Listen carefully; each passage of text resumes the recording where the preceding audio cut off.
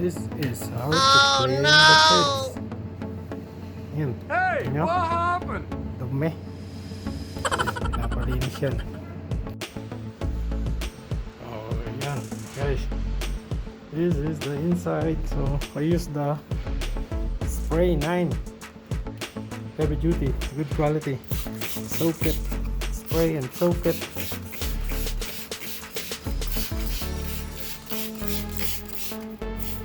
Ayan. Yes. Soak at least 5 to 10 minutes. Done.